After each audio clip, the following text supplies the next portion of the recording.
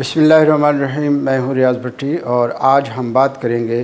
Supreme court में जजेस इख्तलाफात में पेशरफ्त। सुप्रीम कोर्ट ऑफ पाकिस्तान में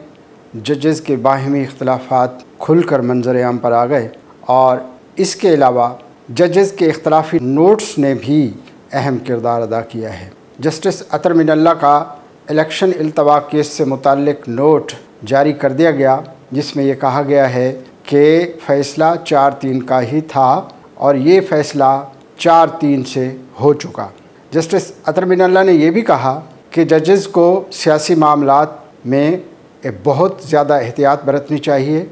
और इस केस से सुप्रीम कोर्ट ऑफ पाकिस्तान पर उंगलियां उठाने का मौका फराहम किया गया है और इस केस के तनाजुर में अदलिया का एतमाद मुतज़लज़ल हुआ है। इसी तरह दीगर जजेस के बाहमी इख्तलाफात के बारे में मीडिया, प्रेस और सोशल मीडिया पर तबसरे बहुत तेज़ी से और बड़ी पेशरफ्त के साथ सामने आ रहे हैं, जिसमें ये कहा जा रहा है कि सुप्रीम कोर्ट ऑफ पाकिस्तान के जजेस आपस में मिल बैठकर ये मामलात तय करें, क्योंकि पाकिस्तान के इस वाहिद ऐवान में बहरान जारी रहना पाकिस्तानी आइन, कानून और रियासत के लिए इंतहाई ख़तरनाक है। चुनांचे इस तासुर को ज़ायल करने के लिए सुप्रीम कोर्ट ऑफ पाकिस्तान के चीफ जस्टिस उमर अता बंदियाल ने मुलाकातों का सिलसिला जारी किया है और उन्होंने इख्तलाफी नोट लिखने वाले जजेस को भी नई कॉज लिस्ट में शामिल किया है और नए बेंचेस में उनको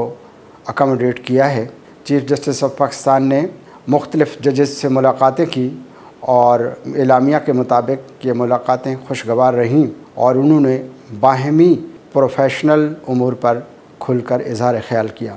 अभी गुज़िश्ता रोज़ ही चीफ जस्टिस ऑफ पाकिस्तान और सुप्रीम कोर्ट ऑफ पाकिस्तान के सीनियर तरीन जज जस्टिस काजी फ़ाइज़ ईसा की एक हफ़्ते के दौरान दूसरी मुलाकात हुई है और इसको आइनी और कानूनी माहिरीन एक अच्छी पेशरफ्त करार दे रहे हैं और उनका कहना यह है कि इन जजेस का मिल बैठना इस बहरान की शिद्दत को कम करने का बायस बनेगा। जस्टिस काजी फ़ाइज़ ईसा ने पार्लियामान में मुनक्किदा आइन की गोल्डन जुबली तकरीब में शिरकत से मुताल्लिक वज़ाहती बयान भी जारी किया है। उन्होंने अपने वज़ाहती बयान में कहा है कि आइन पाकिस्तान की गोल्डन जुबली तकरीब में शिरकत की दावत दी गई थी और उस दौरान हमने कौमी असम्बली के स्टाफ और मैंने बज़ात ख़ुद स्पीकर कौमी असम्बली से बात करके इस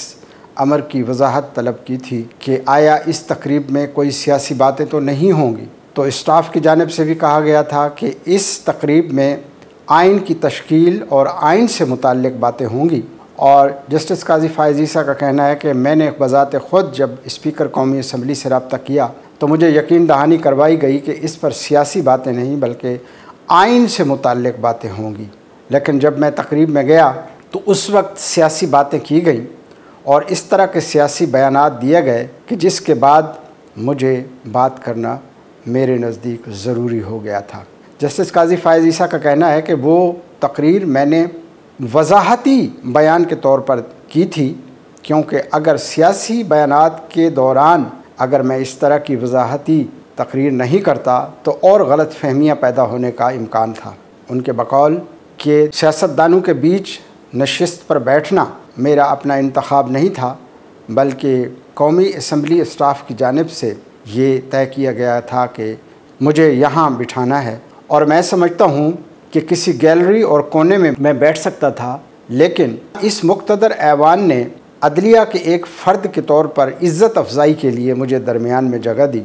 तो ये एक एज़ाज़ की बात है। जस्टिस काजी फ़ाइज़ ईसा के गोल्डन जुबली तकरीब में शिरकत पर सोशल मीडिया पर एक तूफ़ान बर्पा हो गया था और वही अरकान उसके पीछे थे, वही अफराद उसके पीछे थे जिस पार्टी ने जस्टिस काजी फ़ाइज़ ईसा के ख़िलाफ़ एक रेफरेंस दायर किया था और वो रेफरेंस बदनीयती पर और झूठ की बुनियाद पर मबनी इस रेफरेंस का मंतकी अंजाम तो हो चुका, लेकिन वो अपनी हरकतों से बाज नहीं आए। उन्होंने आइन पाकिस्तान की तश्कील से मुताल्लिक गोल्डन जुबली तकरीब में पार्लियामान के अंदर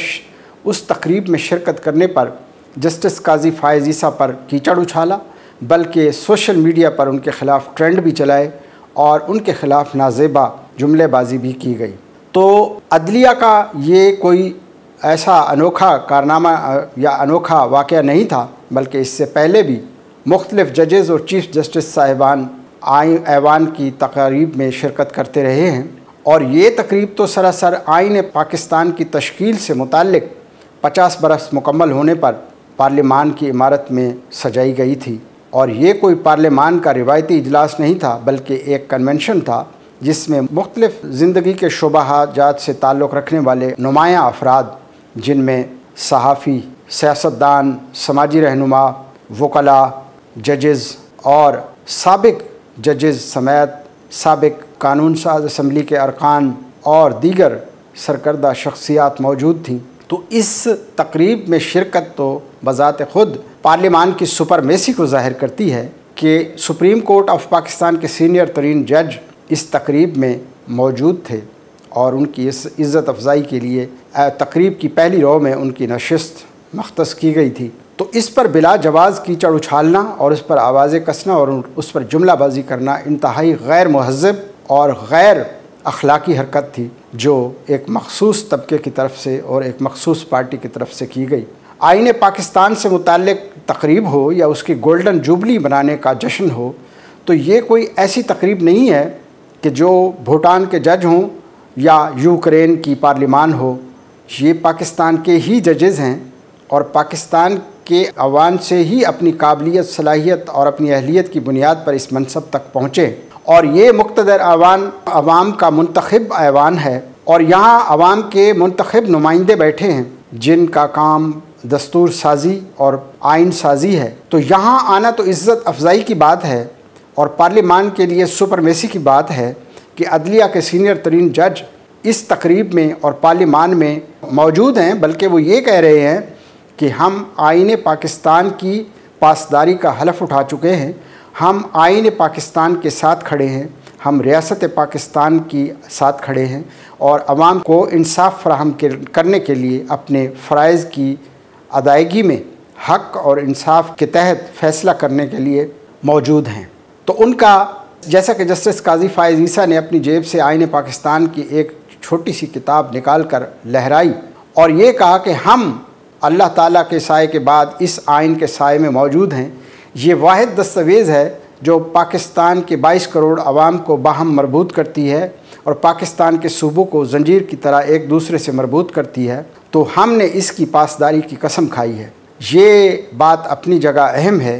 कि इस तकरीब में शिरकत के लिए सिर्फ जस्टिस काजी फ़ाइज़ ईसा को ही मदऊ नहीं किया गया था, बल्कि सुप्रीम कोर्ट ऑफ पाकिस्तान के चीफ़ जस्टिस समेत तमाम जज साहिबान, इसी तरह सूबाई हाई कोर्ट्स के जज साहिबान और चीफ़ जस्टिस साहिबान को भी मदऊ किया गया था। लेकिन ये उनकी अपनी सवाबदीद है कि वो इस तकरीब में नहीं आए, लेकिन जस्टिस काजी फ़ाइज़ ईसा चले आए। तो इस पर बात करना और इन पर कीचड़ उछालना बिल्कुल गैर अखलाकी और अखलाक से गिरी हुई हरकत है और ये साबित करती है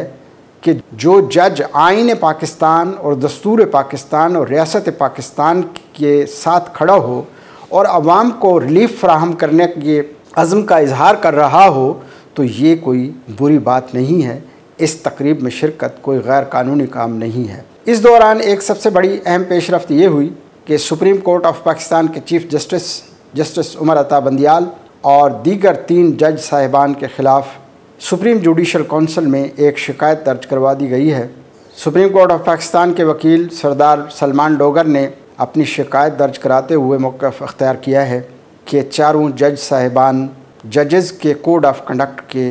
ख़िलाफ़ वर्जी के मुर्तकब हुए हैं, लिहाजा उनको ओहदे से बरतरफ़ किया जाए। तो इस शिकायत में उन्होंने ये भी दावा किया कि 2009 के सुप्रीम कोर्ट ऑफ पाकिस्तान के कोड ऑफ कंडक्ट की ख़िलाफ़ वर्जी करते हुए इन चारों जजेज़ ने कोड ऑफ कंडक्ट की आर्टिकल 3, 4, 5, 6 और 9 की ख़िलाफ़ वर्जी की है। उनका ये भी दावा है कि इन्होंने आइन के आर्टिकल 109 की भी ख़िलाफ़ वर्जी की है और इन्होंने सूबाई इलेक्शन के इनेकाद के इल्तवा केस में ये फ़ैसला दिया है जो कि आइन पाकिस्तान मुतसादिम है, लिहाजा इनका एहतसाब किया जाए और इंक्वायरी मुकम्मल करके इनको ओहदों से बरतरफ़ किया जाए। तो अब ये मामला सुप्रीम जुडिशल कौंसिल तक पहुँच गया है और इस दौरान चीफ़ जस्टिस ऑफ पाकिस्तान अपने जज साहिबान से मुलाकातें कर रहे हैं और उम्मीद है कि आइनी और कानूनी बहरान अपने मंतकी अंजाम को पहुँचेगा और आने वाले दिनों में supreme court of Pakistan, parliament और इंतज़ामिया की जानिब से अच्छे इक़दामात सामने आएंगे जो कि पाकिस्तान को इस बहरानी कैफियत और इस इंतशार से बचाने का सबब बनेंगे। आप भी अपना ख्याल रखिएगा। अल्लाह हाफ़िज़।